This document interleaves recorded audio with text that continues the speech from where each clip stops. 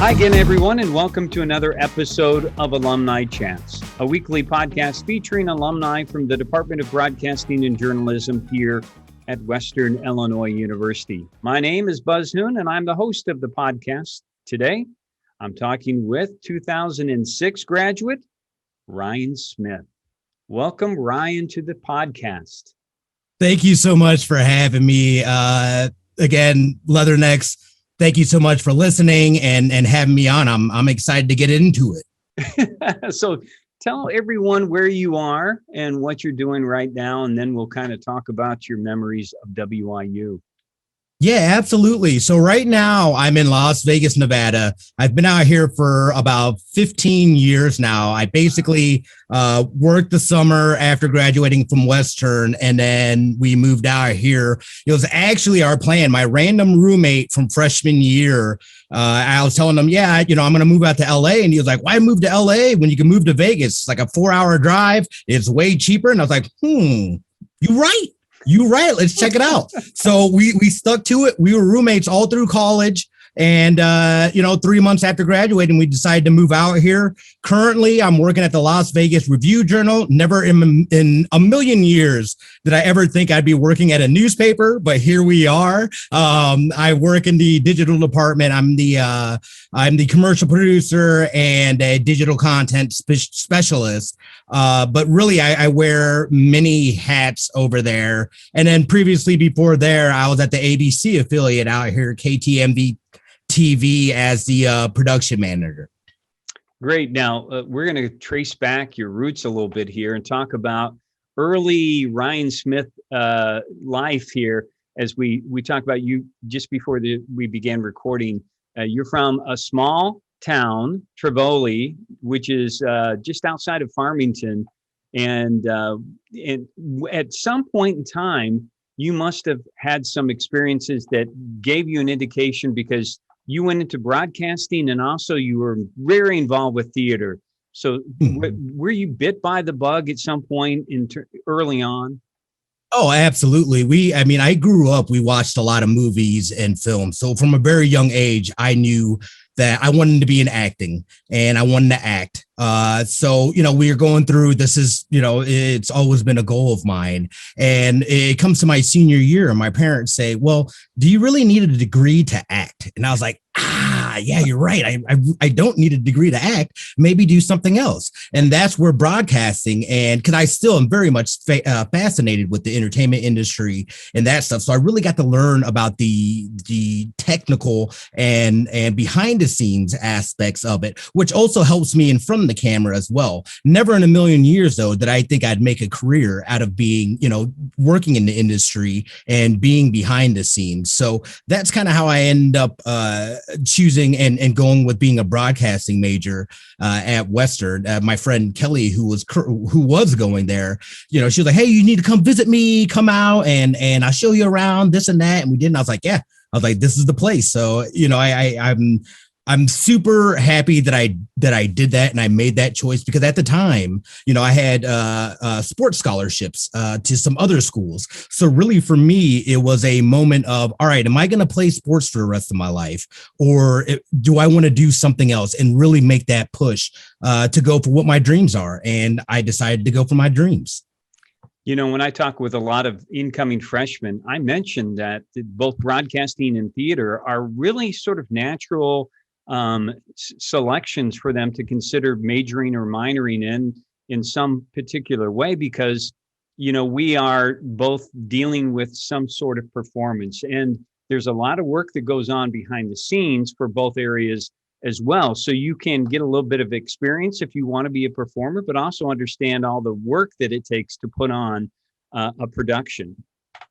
Absolutely. And that was key. I mean, it's interesting too, because when I was at Western, I was a broadcast major and I was a theater minor. And I remember my senior year, my academic advisor was Dr. Murray. And he was we were going over just to make sure, looking at the graduation requirements.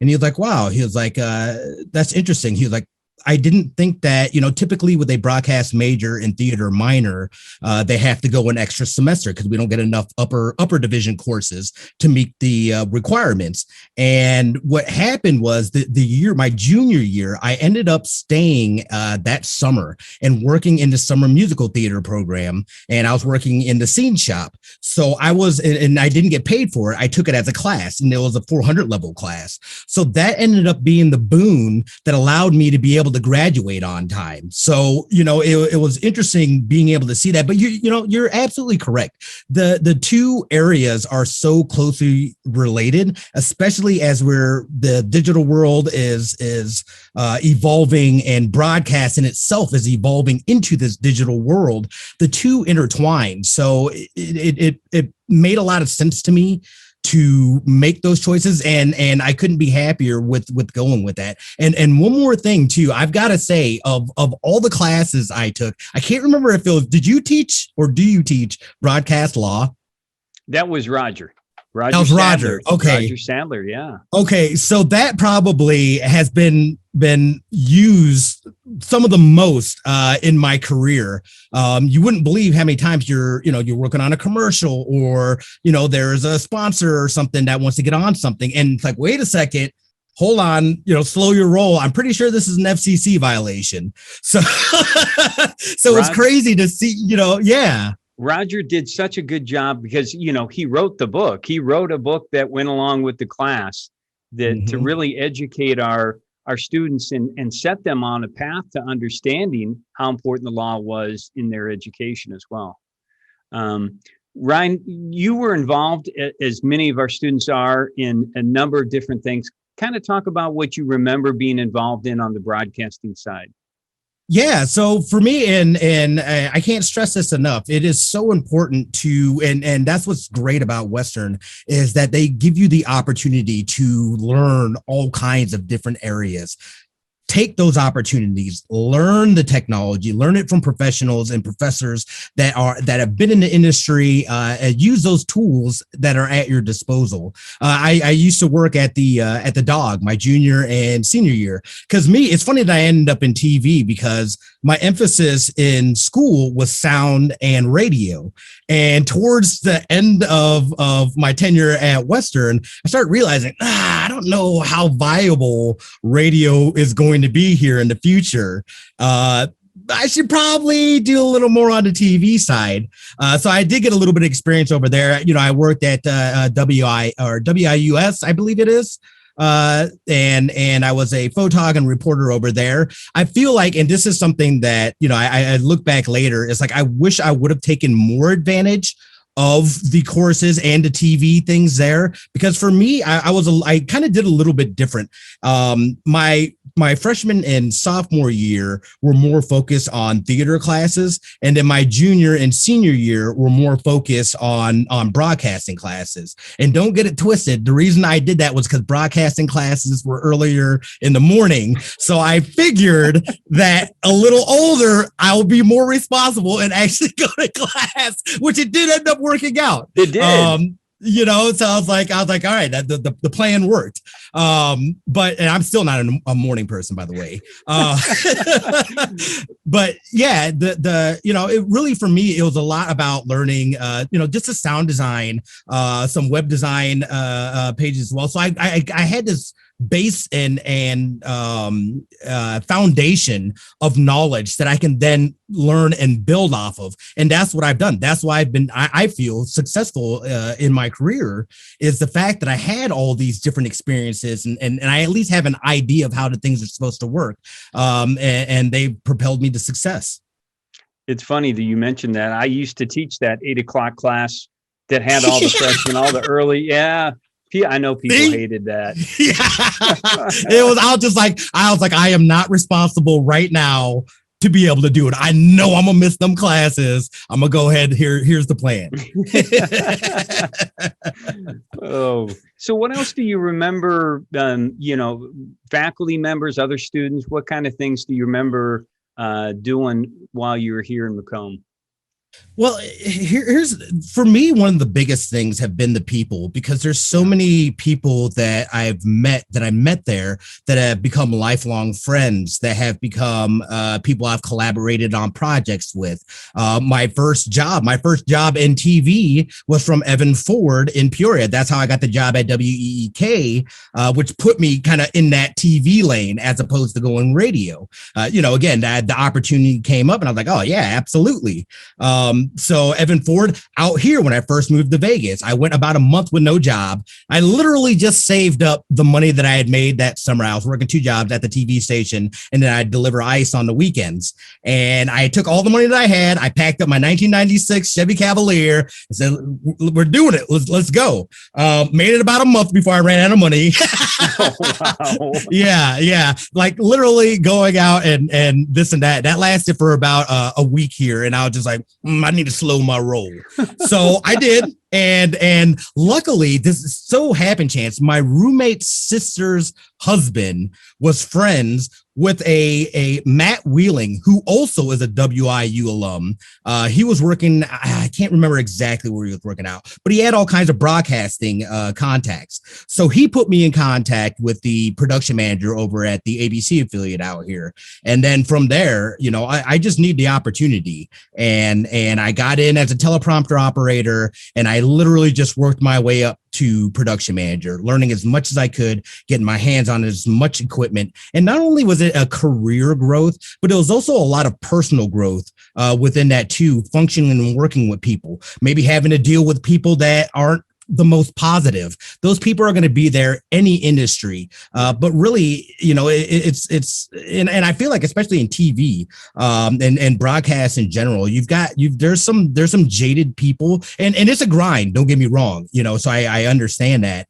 But I feel like your mindset and your energy can really help you grow. Because again, I didn't know anything more than the next guy or somebody else that did this or that. But what I did do was I would tackle a problem with a positive attitude, and I am not afraid of work. I found later on that a lot of people are afraid of work. If you are afraid of work, broadcasting is not for you. No. No. Yeah, but I mean, the biggest thing for me too, especially within the broadcasting department, is that you guys give us the tools and the know-how to be able to navigate in this professional world. And it's so important, especially nowadays, where you're not just a Chiron operator. You're not just this or that. You are everything. You do this, you do that, or you see how reporter roles have turned into MMJ roles. Yeah. You've got to kind of, you don't have to be the master of everything, but if you have a base knowledge of a lot of different areas, you become a very valued member of any team, whatever area that you're in. And not afraid to change. I mean, you mentioned just the fact of moving to Las Vegas, which would be for many people a major life decision. But the fact that you were able to evolve in your profession so much to eventually you got nominated for an Emmy. Yep.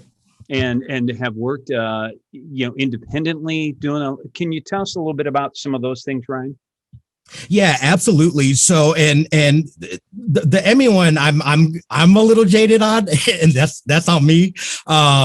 It happened. I don't know if you guys remember, but here, I think it was like 5 or 6 years ago when there was the October 1 shooting that happened out here. That was probably the craziest news day I have ever had. I was literally in the middle of moving. I'm in a tank top, painting up walls because we just moved stuff into the new place. We had to fix up the old place. I get a call that night about 10 o'clock. Hey, there's been a shooting on the strip. Active shooter, get down here. All right. So, I immediately throw my stuff and I'm not casually, but I'm going, or they didn't say active shooter. They said there's been a shooting. So I'm driving. I just, something that sticks out and will always stick out is I remember there was a news truck that just blew past me on my way to work. And I was like, all right, I think there's a little more to this. So I picked up my pace. I got in and it will forever be stuck in my mind. Just those first images, hearing this stuff. It was insanity. It was like you never think it's going to happen in your own backyard. And then something like that happens. And literally I started directing. I had it was the weekend, and I had a green director, he was just stepping up and doing this stuff. So I said, hey, why don't you TD, I'm going to kick us off. Started hitting people up. Hey, come in at 2:00 in the morning or whatever. We're going to go, or as soon as you can, and just give relief. Cause we ended up going 12-hour shifts essentially, is what we did. Yeah. And it was nonstop. I didn't get home until about 7:00 in the morning. And not only was I tired, I was emotionally drained, everything. And then I'm back up at noon and then back at the station. That was absolute insanity. A week later, we actually produced a show just kind of honoring the victims from that shooting. And that's what I put in, and that's what I submitted for the Emmys and was nominated for that. We didn't unfortunately win. However, the show that I directed did win. So I was just like, if only I put my name on that show, I would have gotten that statue. I was so mad at myself. But that was purely a decision on my part. I didn't feel right, I guess, submitting for that, because it was such a tragic event, and emotionally I couldn't do it. I couldn't bring myself to do it. And I wanted to be, I would rather it have been for something positive, as opposed to something so negative. But that was such a life-changing experience for me. And I mean, my boss that was there, his daughter was down there. So he's on the phone making sure that she's okay. There's so many stories, and the community really came together, from that. And people don't think about Las Vegas, like community. What are you talking about? You got the Strip. There's a lot more to Las Vegas than the Strip. It is a very transient city, but there are pockets of communities and people, and I'll tell you, we came together when it was time to come together, and there was nothing more inspiring than seeing that, especially in the wake of such a tragedy. Do you think that influenced at all your move to what you're doing now, Ryan? Because a lot of people realize that news will eventually burn you out. Absolutely, it will. I mean, it is tiring. It is long hours. It is emotionally draining. I wouldn't say that that's what influenced me to move. Again, for me, I am very much, if you present me with an opportunity that I think is better than what I'm in, I'm going to take you up on that opportunity. I had a conversation with my boss, and I've gotten in my position about as high as I was going to get.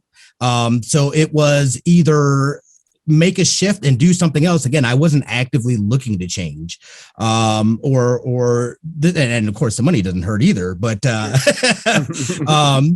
really for me, it was about being able to do something different, being able to continue to grow my skills, grow myself, and take on a new opportunity. And that's kind of what my motivator was for doing that. I enjoyed being a manager and working with people, helping people grow. My focus was training and cross training and making sure everybody can do everything, because I felt like it was super important. So it didn't matter if little Billy was out on vacation, because Susan can come over and she can direct.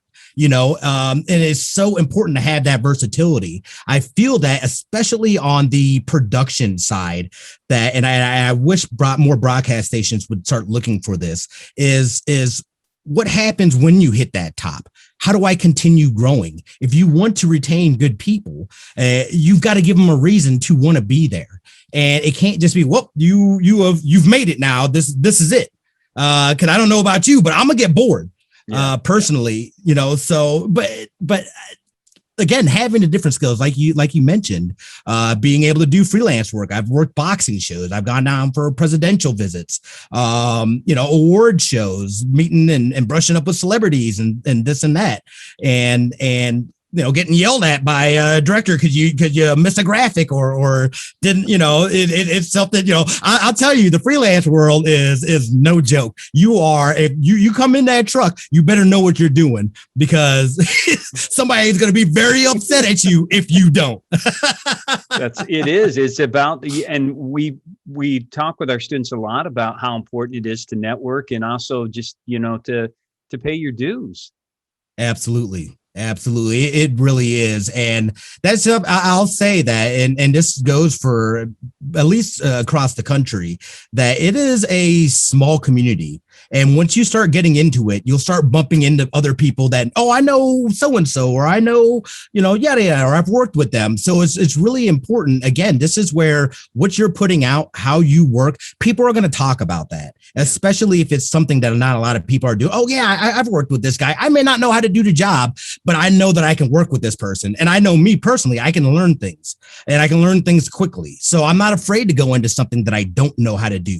And the fact that people are willing, I mean, again, the reason that I'm in my current position is because the GM at my old station was working now in their digital department, digital editorial department for the Las Vegas Review Journal. And that's how my name even got brought. Hey, you should bring this guy in. And I'm, next thing you know, I'm sitting down having an interview. And then it's like, all right, let's move forward. And I'm just like, I wasn't ready for it. I'm not going to lie. I was nervous. And I don't even know. I guess I was nervous because I had been in my position for like 12 years. So I'd gotten very comfortable. But you've got to also be comfortable with being uncomfortable.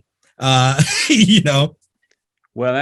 you want one of the things I want to move to here is your podcast, because as I told you, we listened I teach a performance class this semester, and you're going to be kind enough to speak to our students, but we listened to your podcast, and I tell you, the students thought, this is cool. This is so, you mean he talks about video games and esports? Oh my gosh, that's an awesome podcast. How did you get into that? So I told you about the GM that I had known previously had gotten me, or at least a sit down with the sales team over there. Excuse me. And I remember I was about 2 weeks deep. And I think it was maybe the first week I came in, and he was like, hey, he introduced me to this reporter, and he was a video game and social reporter. And he was like, hey, I think you guys should do a podcast. And I was like, yeah, I can get on board with that. Absolutely. What do we need to do? Cut a trailer. We had to do a test because there's other people that were also going for podcasts as well. And ours got chosen. And I've got to say that this opportunity came because I had for the last 3 years now, we have been doing a video game podcast with a friend of mine. And, he had approached me. I had never done a podcast or anything like that before. And I was like, yeah, absolutely. And from that, he knew that I was doing that podcast, which is why he even suggested it to me. So we got to build this game. I mean, I'm literally getting paid to talk about video games. Never in a million years that I think I would get paid to talk about video games. But again, this came from, and it's so important, especially if you have management, and there's going to be people that you have an idea or something and they're not going to like it or whatever. And that's fine if they don't like it. When somebody doesn't, it's like, I'll make it then. And that's exactly what I did. I started 4 years ago now. I started streaming on Twitch, and I've got to be completely honest here. I had relationship issues because my ex did not appreciate the amount of video games that I played. So I said, hey, I can stream on Twitch. And there's a way to be able to make money doing it and this and that, but I was like, let me check it out. I had no idea at the time how much my broadcast experience would come into play in understanding the technical things that you can do while you're streaming. And the more I've done it, I'm just like, oh man, it's like, this is the same thing. It's just me. I'm the everything, the editor, producer, the everything. It's my content. It's my show. So that, I feel like that really played into where I am today, because I feel like I feel like newspapers were humbled before traditional broadcast TV and radio. So I feel like they're a little ahead of the curve as far as getting into the digital space, but especially after the year that we had last year, everybody's in the digital space. They had people that had no idea what you can do in there, which again, in turn has turned into freelance work. Or me I did a show last week, just running it from my, I'm sitting in sweatpants running this show, monitoring this and that. I'm like, this is fantastic. I don't even have to leave my house anymore. But yeah, it's crazy, and really that's how. As far as with the podcast, and I've got to give mad props to my co-host Lucas Egan, who he has been able to reach out and book some amazing guests. We've had huge voice actors on, programmers, local events going on. I love the variety, and I love that it's literally just being able to go on and have a conversation with a friend to me, about a subject that I absolutely love. And then they pay me. I'm like, yes, please. This is great. This is the dream. This is the dream. My students are amazed, and they said, he talks for a whole hour about. Look, Buzz, I can talk. All right. That's where, and you know what? That's where some of that theater training comes in as well. I could fill that empty space. I'll just jibber jab until somebody tells me to shut up. Not only have you agreed to help me out, which I appreciate so much, but you're also involved with theater in there. Is it Dumela? Is that? Yes. Can you tell us a little bit about that? Yeah, absolutely. This is it's an organization essentially for BIPOC and BIPOCs in theater and the arts. This is something actually when I was at school, we had a similar group called Conscious that really focus on learning about things from minorities and also giving opportunities for minorities to be able to not necessarily just get kind of typecasted or, hey, there's all kinds of plays and things like that I had no idea even existed.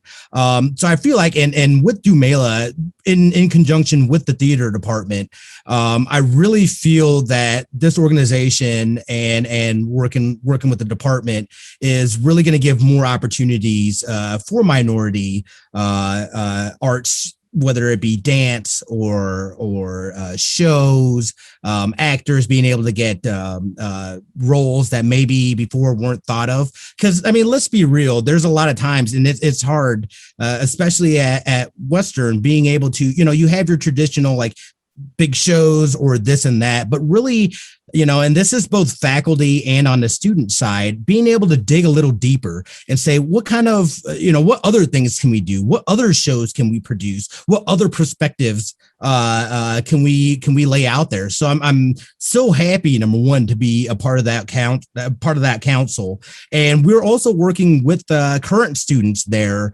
now. We just had a spring concert, like I had said. We raised some money for the students, over $700 for the students there, that will go to things that they need and whatnot as well. And this again isn't just, this is for everybody. Okay. And I think it's so important to emphasize that it's not just for BIPOC students, but it's for people that want to be able to learn about these other plays and other things that maybe you're not getting on that surface level of education. So it's been fantastic. We've got a ton more planned. This was our first annual. This was supposed to be an in-person weekend. Obviously, where we're at right now, we couldn't make that happen. So we did a virtual event. We had some workshops and things like that too. So, Buzz, I gotta say, man, I just love being able to, and I'm so happy that people and you guys have reached out to us and are connecting more with alumni, because there's so many people doing so many things. They're in the industry, and to be able to utilize that as a tool as well, I feel like it's fantastic. Well, I appreciate your willingness to be a mentor, because that does mean a lot to me, that somebody that is out there in the world is both being inspirational and aspirational for our students, and making those connections is just important for them to think about the legacy. I talk about that, try to emphasize that to them a lot, about the people that have come before them. And that's why, we have, you've graced us with a picture when you were working in commercial television. You graced us with that picture because I think that's important. I think students need to see the people that have graced the hallways before them. Absolutely. So what kind of advice would you, and I know you'll share this individually, but what kind of general advice do you have to students about working in the media today? Try to get your hands on as much as you can. learn it all. If there's not a position or something that exists, you create it, you make it, you have the ability. Don't be afraid, because there's going to be people that tell you, oh, that's dumb, or you can't do that or whatever. Figure it out, because then that turns into something that nobody else can do, and you can do it, and you can sell that. And you're able to do. I mean, I've literally, from going into traditional media, where my career has expanded, I could have never imagined in a million years that it would be where it's at today. So don't be afraid of that, and then make connections with your peers, make connections with your professors, make connections with people outside of your department, because there's no telling where maybe, later on in life, you're able to come and collaborate with somebody on something, or, they help you get a job or something like that. And I'm not just saying, hey, just making friends. I mean, making genuine connections with people. That's been probably one of the biggest things for me, and has helped me to be able to get opportunities. Like I said, all I need is an opportunity. The rest I'll take care of. I'll learn what I need to learn. And I can tell you, I may not be the top dog, but I'll tell you right now, I'll work harder than anybody else there. And that speaks volume, especially in the broadcast world. Well, you're speaking the truth there. That's for sure, Ryan. And I would just like to say that, having some time to talk with you, it is so great, just so refreshing to hear such as you said, that the positive messaging that you have. I'm so happy that you are connected with us, and thankful for your willingness to reconnect and also give back to not only to our department, but also to theater and dance. We are all fortunate here at WIU to have you as an alumnus. Thank you guys for the foundation that was bestowed on me, and to allow me to be successful later on in life. I truly appreciate that. Real quick, go Leathernecks. You guys are at a great school. I'm looking at the wrong camera. You guys are at the great school. Take advantage of it. Soak up that knowledge, meet people, do things. And if you're ever in Vegas, hit me up. An excellent conversation with Ryan Smith, and thanks for everyone for joining us for this podcast, and to our weekly viewers who've been tuning in. Make sure to join me again next week when we'll have another alumnus from the department here at WIU. Until then, stay safe, take care, and God bless.